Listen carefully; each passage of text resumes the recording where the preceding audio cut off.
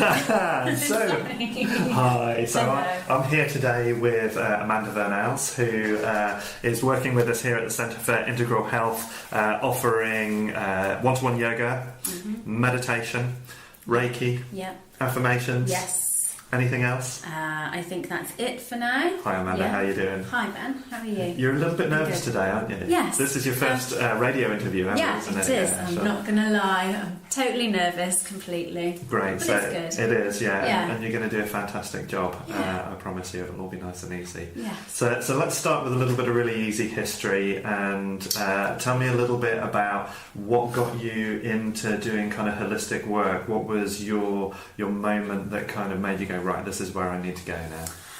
Okay, so I suffered really badly with depression, and I refused to take any sort of drugs from the doctors. Well, I tried them and they just sent me very strange. I just used to stand by the radiator not knowing what to do. Wow.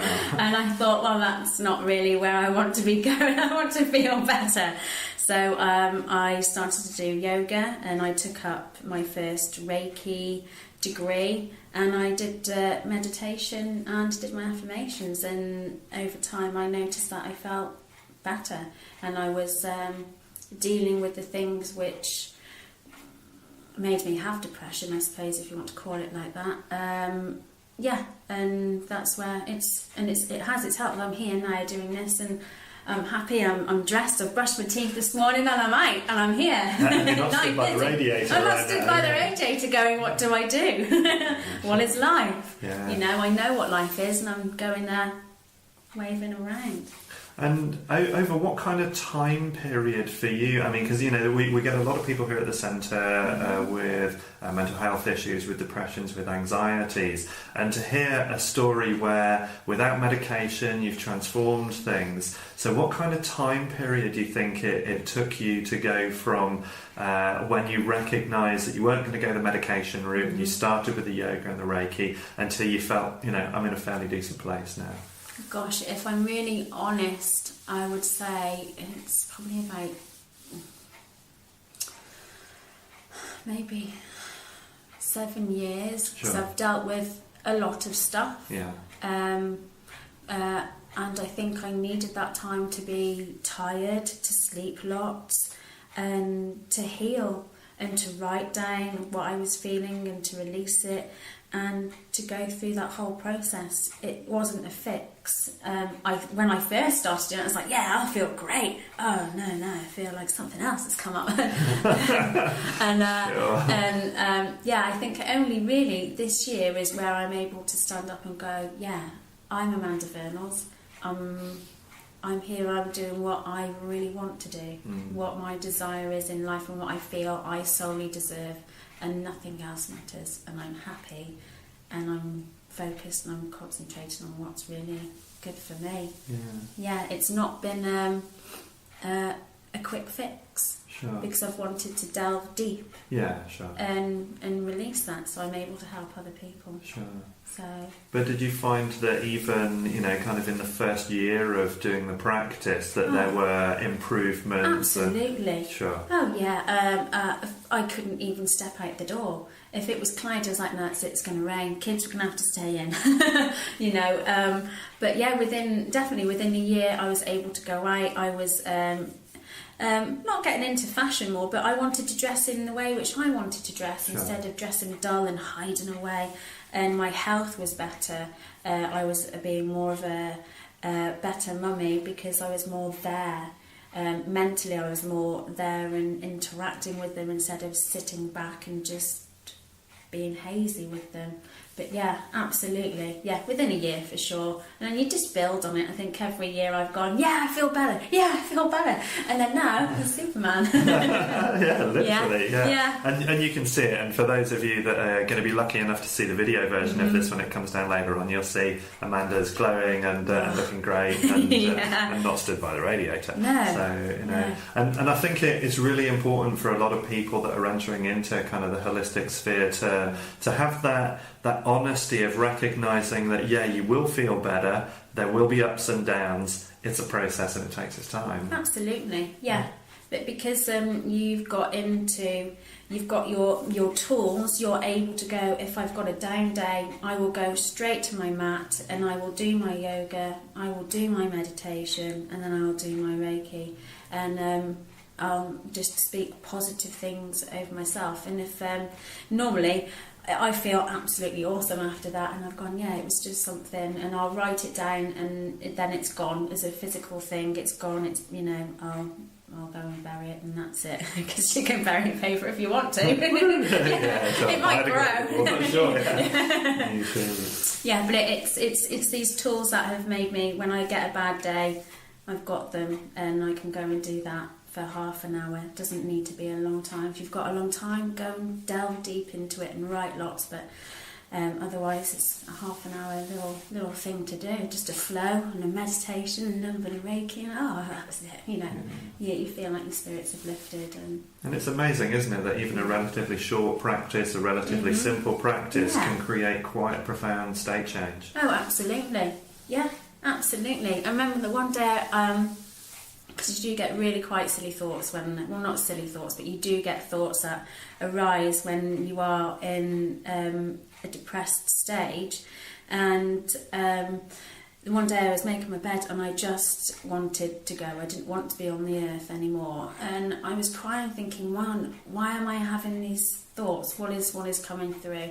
And I made my bed, I went downstairs and I got on my mat, because I think that was the most strongest time I've ever had those thoughts, and that was this year. And I got on my mat, I got down, I did yoga, I listened to music, and I really meditated really deep. I came out and I was like, oh, I feel better. And I wrote down what it was which was bothering me, and it was gone. And I felt silly, but it wasn't. It was just something that needed to be acknowledged, and I healed it. And yeah. And that was it. And it's the brain just gives like that thought, because it's the most quickest way of releasing, and it's the quickest way to get rid of stress, and that's all it is. It's just a thought that's coming from something which needs to be healed in the body. And that's one of the beautiful things about things like yoga, things like meditation, is that they're curative, they're preventative, they're transformative, and you know, life keeps happening, doesn't it? It's not like we get it fixed and then it's sorted. The fairy tale idea of happily ever after, that we get to a point, the challenge is over and it's all okay. Yeah, no, that don't work, does it? No. So you know, I take it that you really recommend that we use these practices in that kind of preventative, curative, transformative way to keep maintaining our energy levels, our mental health, and then dealing with stuff as and when it arises. Yeah, absolutely. Yeah. So let's talk a little bit about your yoga coaching now as well. So you offer one-to-one kind of tailored practice. So tell me a little bit about that. So it's one-to-one, and what I like to focus on is the posture within the body and how we move from one pose to another, and protecting the spine and engaging the right muscles at the right time. So in say a year's time, you haven't got bad back pain or anything like that because you've been practicing yoga. In not in a bad way, but you know, with like the correct way of waving the spine, because the body is fluid. It is a fluid movement, and I think it's really important to come from one pose to another instead of it being because it's not good for the muscles. It's just not. Sure. So I do tailor from one person to another, and it's also the yoga suits your chakras as well. So you can do yoga poses for chakras. So if you're experiencing anything within certain chakras, we'll do a course to help build that chakra up with the little poses, and then it'll be breathing, and I do a bit of meditation with that as well. Yeah. I think that's one of the things that we don't often get clearly in certainly photography around yoga, and if we take Instagram as an example of that, there's lots of absolutely pristine, amazing photographs that are taken in like crazy spaces, and we see then yoga as this kind of static, frozen in time moment, rather than recognizing that the union is actually that body-mind flow of the whole thing. It's not one posture to another, but it's still that complete process as we go from start to finish. Yeah, spot on. Yeah, you're right. You said it better than me. Do you know, last night I went to the Yin Yoga class up at Yogalicious last night, and I realised it's actually 20 years, almost to the month, since I started practicing yoga. Wow. So that was quite crazy. Yeah. So I relate a lot to the stuff that you're talking about here, and I really love the fact that we've now got somebody available here at the centre that can offer bespoke, tailored, focused one-to-one work. And so when you have a new client come to you for yoga, tell me a little bit about the discussion that you'll have with them about their goals and what they're looking for. So first I'll ask and say, what sort of physical problems are you having at the moment, or issues, or any sort of mental issues, or ask the reason why have you come to me today, and they will normally tell me what's, I hope they tell me what's going on. Let's just get to it. They will tell me what issues they've got or what problems, and I will cater for that. So it's what I do like to do is check their postures as well. I know I've been sitting hunched up today, I'm a bit tense, but I do like to check their posture, make sure where they are and with their hips, and so we are working through that as well. What else to say? I might have to stop that.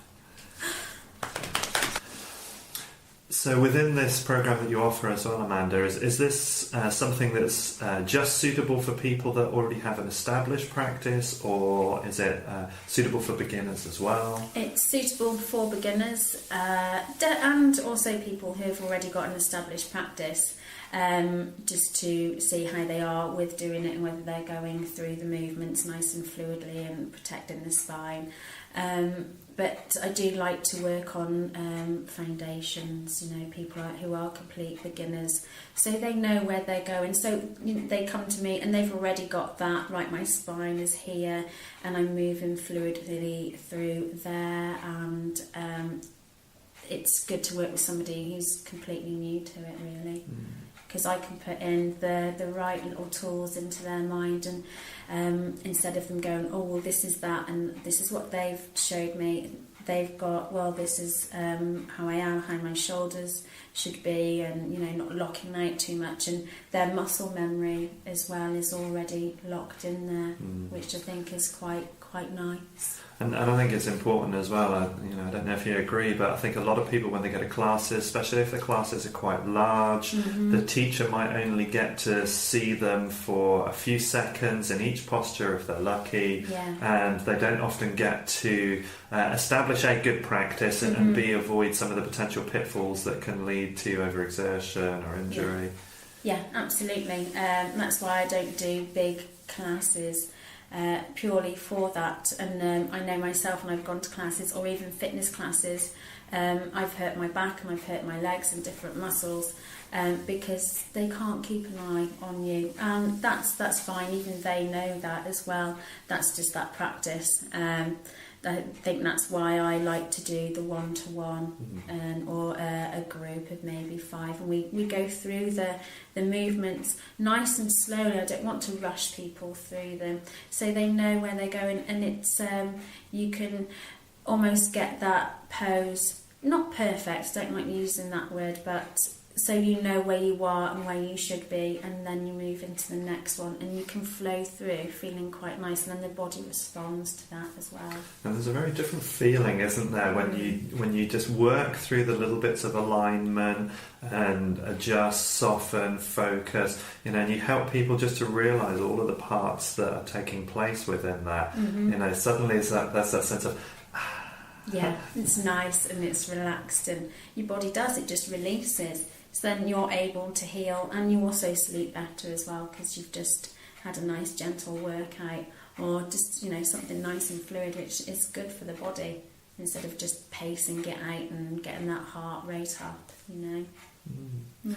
And so to kind of continue on from that as well, one of the other things that you offer is meditation tuition training. How do you like to term it? So Yeah, I suppose I do. I teach meditation just purely just to settle your mind, and with the breathing as well. It's so important to breathe into our tummies and down, because we don't use our tummies a lot, or even into the lower part of the diaphragm, and we can hold energy there. So with the meditation, I teach the breathing too, and the meditation is catered for the individual as well. I mean, some people might need sleep or focus, or to align your chakras. You can do that through meditation and colour therapy. Yeah, there's lots. There's so much to do there with meditation. I think it's just a massive thing. Sure. So tell me, obviously busy mind is an easy one, but what other reasons would people choose to come in for meditation training? So it can help with anxiety, which I've experienced quite a lot throughout my life since the age of 15, and meditation helps to slow that down and take that away. When you do the meditation during in the morning and you learn to breathe, you're taking away your anxiety, and it helps because you're already breathing, and breathing in the right way you're getting the oxygen into your mind and into your blood, which is all really good, which is what we need. It also helps with phobias. I used to have a phobia of big dogs. It's now honestly actually gone. I just can't believe it. I'm with dogs. It's just like, oh hey, and I've gone, God, I'm not scared, and I've just gone, well, that's fine, it's gone. So whatever that was, it's gone, and I think that is down due to just meditation and relaxing the body and releasing whatever that fear was.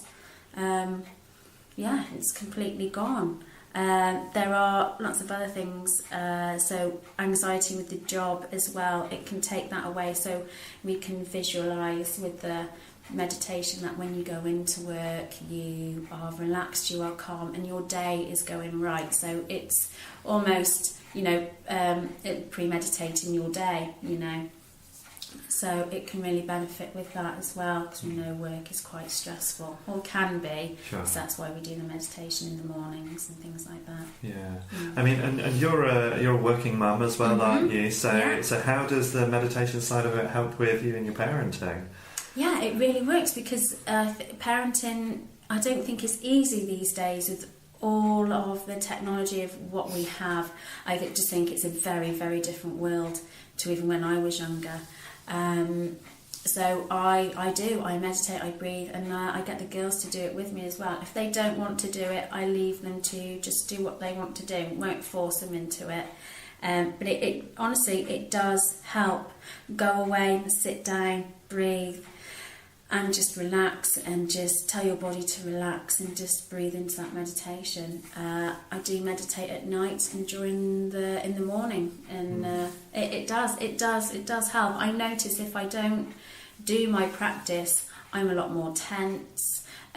My anxiety comes back, and I do have panic attacks. Sure. Yeah. It does. So it's a consistent way of regulating your internal environment, caring for yourself. Yeah. Yeah, sure. Yeah. So beautiful stuff to be able to do, and and I think as well personally that actually having a teacher for meditation is essential at a number of stages during that as a developmental program. Absolutely. Yeah. Just to have somebody to sit and reflect with, talk about how you're progressing with it, look at any resistances or blocks and so on. Yeah. And do you find as well with the girls, if they don't want to meditate but you do, are you able to kind of sit, do practice, and let them carry on? How are they responding to that? If they really want my attention, they will end up fighting. And I have to give that up. I have to step away and go, well, that's it.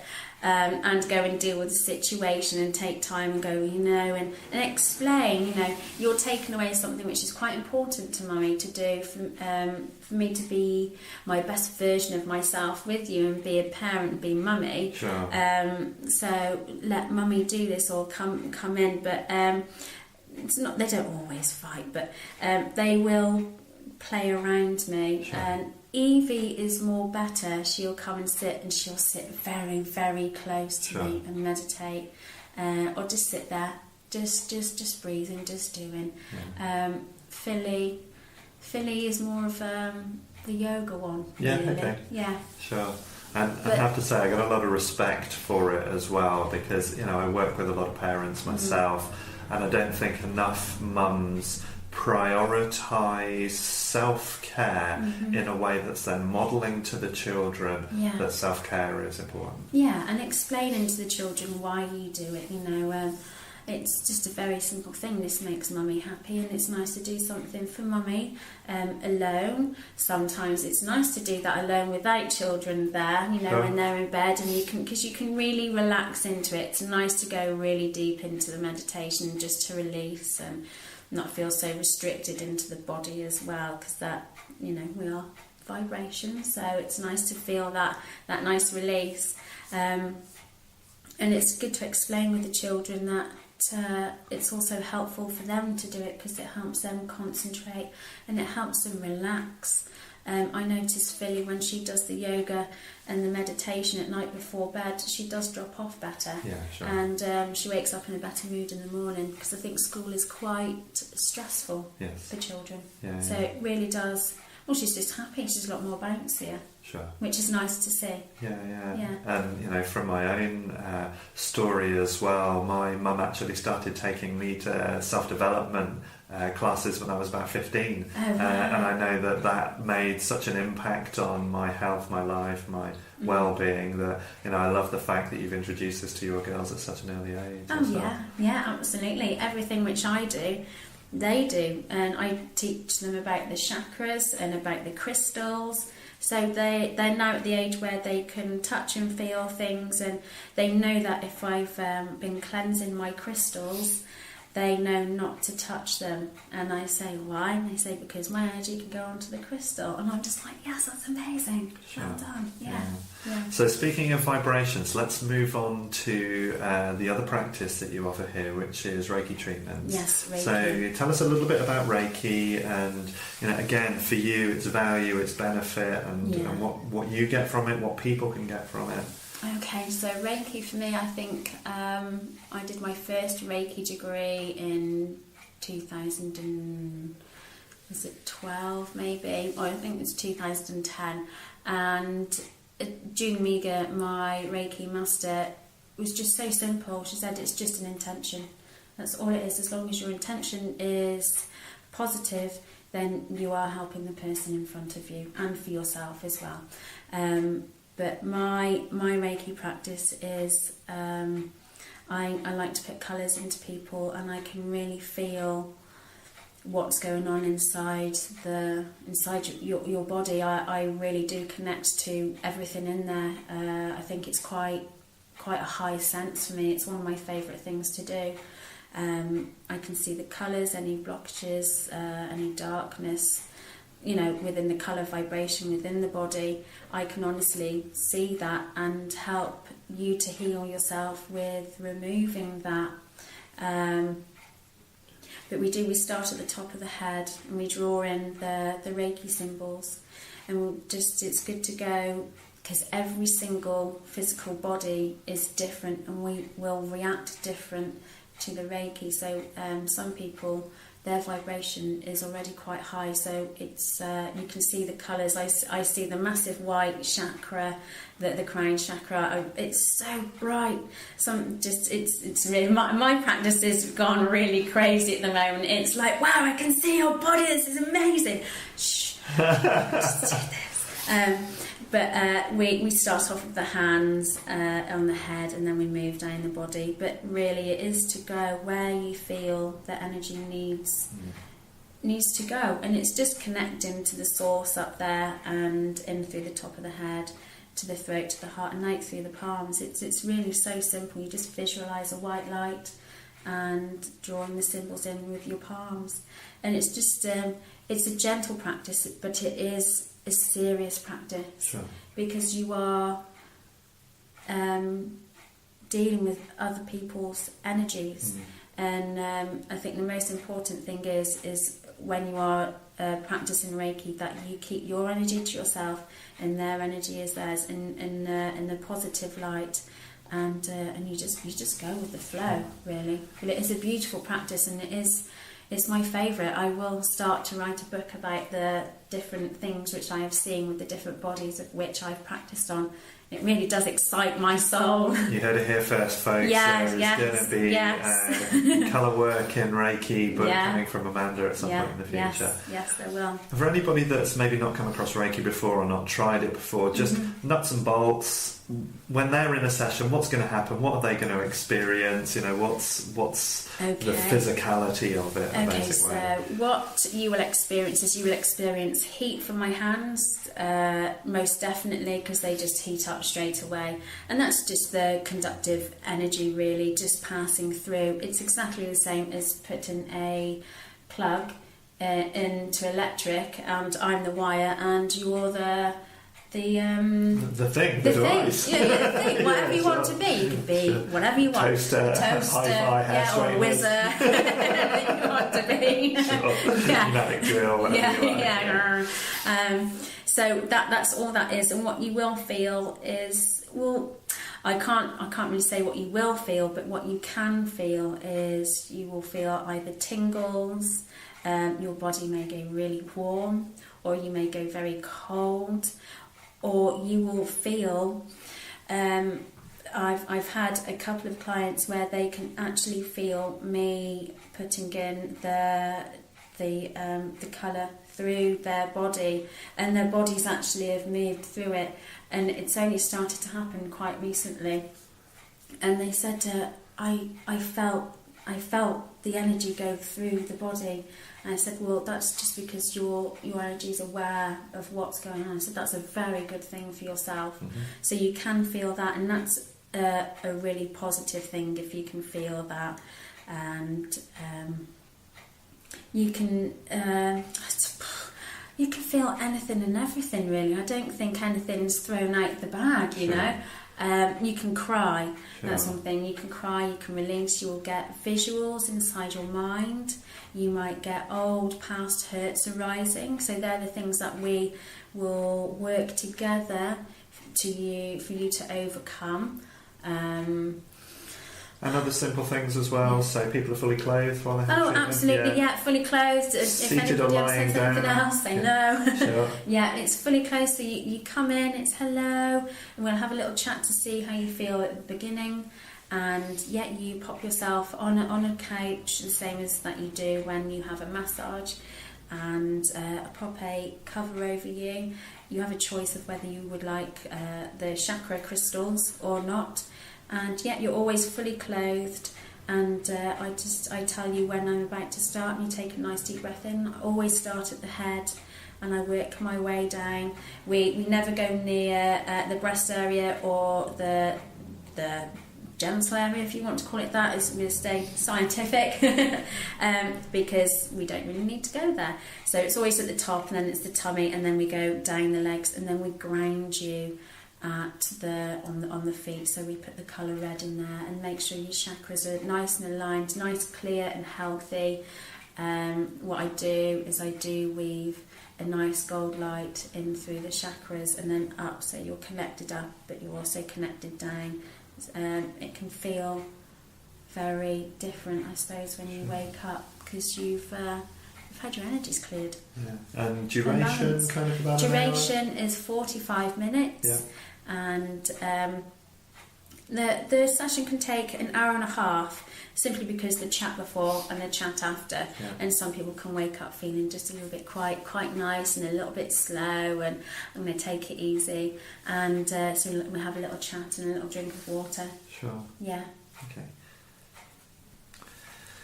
I can't see why anybody wouldn't want to come along and experience some of that with you, Amanda. You really do have a beautiful range of practices there with the yoga, with the meditation, with the Reiki, and I can see how they really work as a beautiful synthesis with you as an individual as well. I've known Amanda for a little while now, and we follow each other on social media and stuff, so I get to see all of the cool stuff she does.